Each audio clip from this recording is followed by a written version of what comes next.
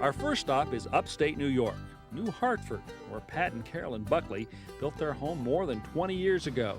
But they left something out, the front walk. Hey, Carolyn. How are you, Pat? Hi, Ron. Nice to meet you. What a lovely house. Oh, This thank you. maple tree here, too. you. So why don't you show me what we're going to be doing today? Well, I'd like to put a stone walkway in that would extend from the stairs here, go right out to the new driveway we put in. In order to make the new walk level, we'll have to dig out a considerable amount of dirt Sounds good. Yeah. and build a retaining wall. Okay. Pat plans to use 6x6 pressure-treated lumber for this. Well, what we would like to do is use some concrete that we can actually do a mold of like a stone pathway going right from the deck or the stairs here right to the new blacktop. So concrete, but looks like stone. Looks like stone. You know, what I'm going to suggest is that we take your garden hose right here, and we use this as kind of just a layout template. It's very flexible. We can kind of adjust this however we want it. So why don't you guys play with this a little bit to see what you like for a curve. I want to just sort of walk this now. I want to see if it feels comfortable to me. You know, part of this is the way it looks, and part of it is just the way it feels when you walk around it. You don't want it too tight. I like this. About 45. We plan to make our walk Oh, the right same there. This width one as looks the nice. staircase, 45 inches. And we'll allow another 7 inches for the width of the retaining wall. That'll make the total width of the area we'll have to dig 52 inches. Having figured this out, we lay out the position of the walk using stakes and string. Then it's time to dig. Great. Okay, we've got this outline now with stakes and strings. I think it's time to take a spade, a garden spade here, and Pat, if you could just go along here and just kind of break this through the sod like this. And Carolyn, why don't you go ahead and pick up the hose and these stakes right here. Okay. We'll remove the sod carefully because we'll reuse it after we're done to fill the inside curve of the walk. How long have you had the house here? For about 21 years, Ron. So you moved in when it was new? Actually, my dad built it for us, right from Really? the. Yep, my dad built it, and my brother did the mason work. No kidding. So this was Yeah. really a family project from the start. Yeah. We got a lot of dirt to move here, but it's loose, and the pick is making it loosen up even more quickly. All right, guys, we've done a good job of getting this flat and squaring our ends off here. Now the next job is going to be to put in something that'll make the bottom even flatter. After putting down about 3 inches of sand, we'll rake it out nice and level. In addition to making a good stable base for the concrete, the sand will also help with drainage. Now this is the pressure-treated 6x6 we're going to use to create a retaining wall here. After our sand base is level, we'll start to assemble the retaining wall.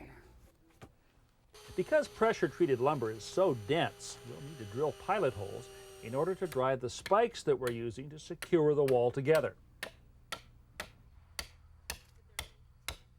Down there.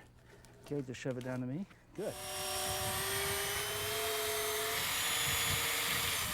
Alrighty. We've got our sand nice and smooth here. So, Pat, if you'd hand me the form, I'm going to set this in place right here. There we go.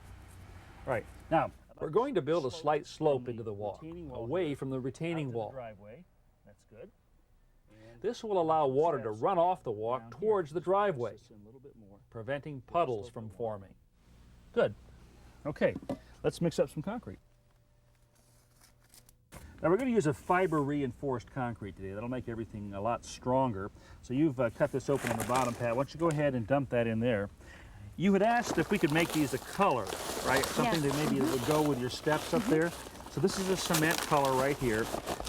Carolyn, if you just go ahead and pour that in this water. Want me to pour the whole thing Pour the in? whole thing in there, right? Okay, Carolyn, give that a little bit of a stir there. Okay. All right, and then, Pat, if you take the water now, or the colored water, and pour that right in here, I'll do some mixing. Save a little bit of it, just reserve a little bit of it. In case you get it, that's good. In case we get it. Mortar's mixed, now we're just going to shovel this in. I'll give you some right here, Pat. Okay, just take a trowel now and just push that down in there. Carolyn, here's one for you. Okay. Force it down in. We want to get this all the way into the into each opening. And I'll keep shoveling this here. You guys keep smoothing it out. Good. Remember, sort of downward pressure first, and then we'll kind of smooth off the tops. There you go. Well, let's see what we've got here. I'm going to tap the form just to sort of break this loose a little bit. You know, the idea is to lift this up as straight as possible. Okay, it's be a little tricky because we can't get a hold of that rear corner. As soon as you can get on there, Carolyn, and get a grip on that. Yeah, there we go. Okay, and there is our first set of stones. Not bad, huh? Looks good. In order to add an interesting texture to the tops of the stones, we'll dab the wet concrete with a damp sponge. We'll also use our fingers to shape the edges of the stones to a slight bevel. Well, let's do the second one, okay? Pat, grab the form. And we want to rotate this 90 degrees so that we stagger the pattern. There you go. And that interlocks just like that. Using the concrete form, we work our way down the inside of the wall. Some of this in. Okay, guys.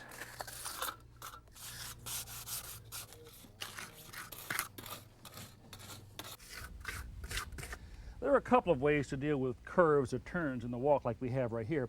One is to use a small form like this. The other is to pour individual stones, say on a piece of plywood, and then actually cut them to the shape you need and lay them in place. Sound on this? After the inside is finished, we repeat the procedure for the driveway side. Okay, there we go. In order to fill the odd spaces in the turns, I cut the form into a smaller shape. In other cases, we hand shape the wet concrete into stones after pouring it into place. Whew, almost finished. Just a couple more things to do. In a little while, when this is hard but still damp, I'd like you to put a concrete cure and seal on here. You can put it on with a garden spray or even brush it. That'll make the surface a lot tougher. And then tomorrow, put some more sand on here and then brush into the cracks in between and brush off the excess. But I think this turned out great. I really do. I really, really like this. You know, for me, what it does is it connects your steps here to the driveway. It's so friendly. It says like, you know, come on in and pay us a visit. You know what I mean? Yep, we like it. We like it a lot. Thank you, Ron. Congratulations, Thank guys. you.